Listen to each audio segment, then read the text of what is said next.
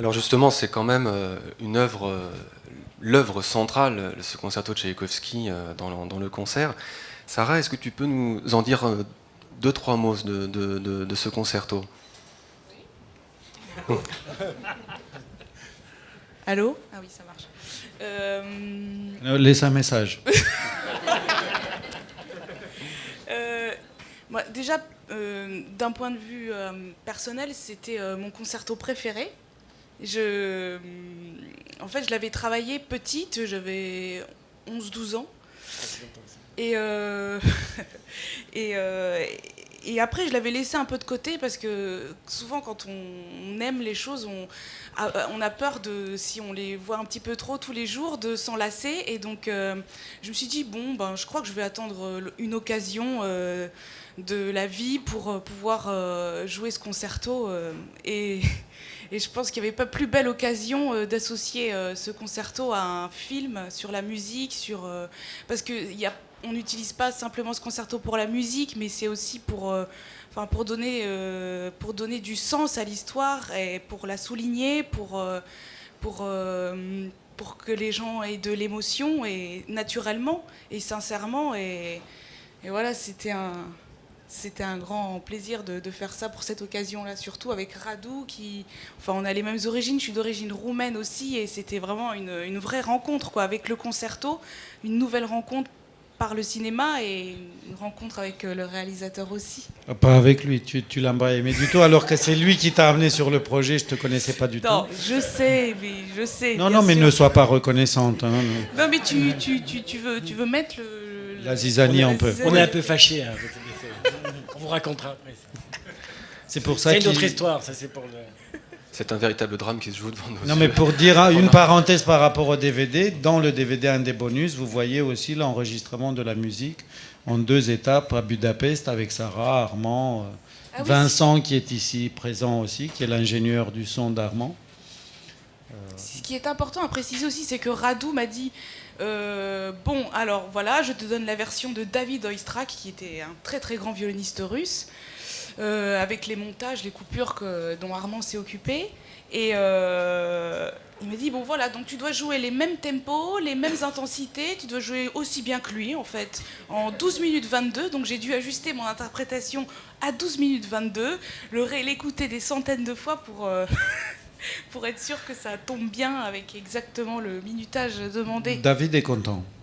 David nous a appelés, il est content. Ça va. Parce que, pour petit rappel, le concerto dure, de mémoire, 35. Voilà, entre 30 et 35 minutes. 35 minutes. Alors, maintenant qu'il y a un véritable drame qui se joue devant nos yeux, je décline toute responsabilité si jamais ça finit mal. Justement, Armand, est-ce que tu te souviens de la première fois que Radu t'a parlé de ce film, et là tu t'es dit, oh mon Dieu, il y a un truc qui va se passer, je sais pas quoi.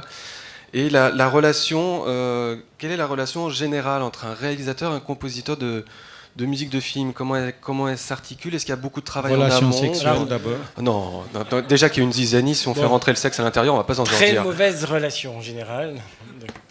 On a les mêmes baskets à peu près. Parce qu'il impose tout, bien sûr, un réalisateur. Non, généralement, ça dépend des réalisateurs. Des fois ça se passe bien, des fois moins bien. Donne les noms moins bien. Moins bien, plus tard.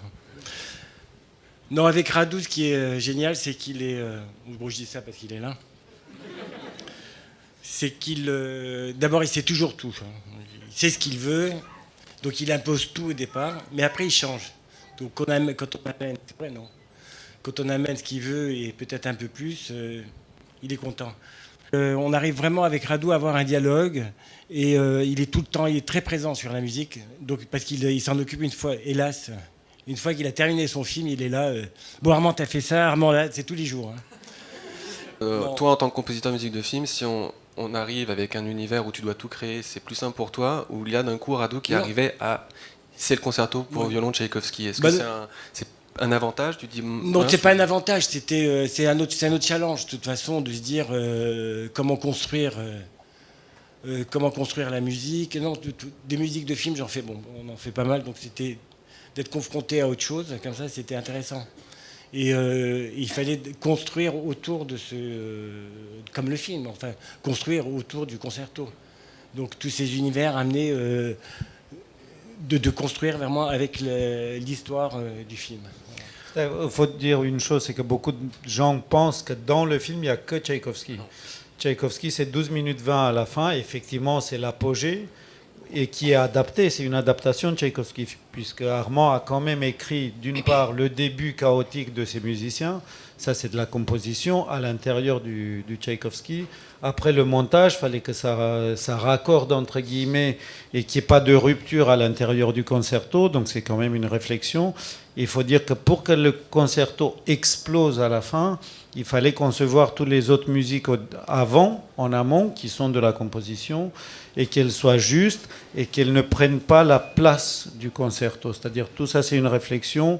Comment créer, entre guillemets, la frustration. On l'entend juste une fois dans le premier tiers du film, quand lui, il l'entend dans sa tête et qu'on voit le flashback. Donc, pour donner un avant-goût de musique, mais tout le long du film, on crée la frustration de ne pas l'écouter pour qu'il explose à la fin. Et toutes les autres musiques, comme Armand l'a dit, devaient représenter cette melting pot culturelle et identitaire et de deux périodes de l'histoire de la Russie. C'est-à-dire il y a des musiques gitanes, musique juive, musique russe, et il y a la musique russe soviétique, c'est-à-dire ces compositions à la fois géniales mais un tout petit peu pompeuses avec beaucoup d'instruments avant. Et il y a la musique russe profonde, c'est-à-dire la musique plus baroque russe avec les chœurs que Armand a composé, des chœurs d'hommes. Donc tout ça aujourd'hui semble beaucoup plus effacé, mais en fait c'est bien là dans l'inconscient et toutes ces musiques préparent le terrain du Tchaïkovski de la fin. Merci Radu. Belle collaboration, il n'y a pas de zizanie entre eux pour l'instant. Alors Sarah, je me tourne vers toi parce que Radu a répondu, a répondu à la moitié de cette question que j'allais poser, à savoir si c'était Radu ou Armand le responsable de ta vie dans cette aventure. Donc a priori c'est Armand. Mais comment toi aussi comment ça arrivé? Comment on t'a appelé? On t'a dit bon effectivement il y a David Oistrakh qui répond plus, il est sur répondeur, il faut que tu le remplaces. Non. C'est Armand qui m'a appelé un jour. Pour me proposer donc d'enregistrer le concerto pour les besoins d'un film. Et j'ai dit ah bon, c'est qui? Quel est le réalisateur? Il m'a parlé de Radu Mihailianu. On s'est rencontrés dans un bureau aux Productions du Trésor. Et là, j'étais attendue par deux, un frisé et un barbu. Et j'ai accepté tout de suite. Ils ont vu un petit peu parce que j'étais un peu jeune, c'est vrai. C'était il y a 2 ans, j'avais 26 ans. Et ils m'ont fait une deuxième proposition ce jour-là. Ils m'ont dit, et est-ce que, par hasard, tu serais d'accord aussi pour coacher l'actrice Mélanie Laurent qui aurait le rôle? Et comme on est de la même génération, qu'on a le même âge, elle a juste à peine 1 an de moins que moi, j'ai dit oui tout de suite. Et à la limite, j'étais encore plus touchée qu'on me propose le coaching, et c'était ça le plus gros défi que d'enregistrer le concerto. Mais en tout cas, la rencontre, elle a été... J'ai essayé de l'amadouer en lui parlant un petit peu en roumain, comme ça je me suis dit, bon, bah, il va se sentir un peu en famille. Et ça a marché. Donc, non, mais c'est une très belle rencontre, c'est très bien passé. On a tout de suite été sur la même longueur d'onde. J'étais à l'écoute et pour une fois, ouais. Parce que j'étais jeune à l'époque. Il y a 2 anecdotes, tout ça, on parlera un peu des bonus quand même après. On est là aussi pour vous expliquer ce qu'il y a dans le DVD. Il y a 2 anecdotes par rapport à l'enseignement que toi, tu n'oses peut-être pas dire. Il y a, comme dans tout enseignement, un moment de creux où, ce qui est normal, l'élève veut abandonner en disant c'est trop dur, j'y arriverai pas, faites en effets spéciaux.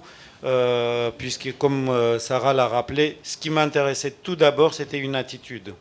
L'indispensable qu'on ne peut jamais tricher, c'est quelle est l'attitude d'une soliste, quelle est une tenue des épaules, de la tête, du cou, pour qu'après elle interprète le personnage. C'est-à-dire l'indispensable, c'était ça. L'attitude de la violoniste, dans cette belle robe à la fin devant les spectateurs et devant l'orchestre, cette autorité, et le jeu pour le personnage à ce moment-là.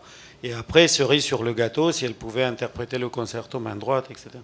Et donc Mélanie a eu un moment de creux. On le savait que ça allait arriver, le moment de désespoir, où elle allait dire non, j'y arriverai jamais, on arrête.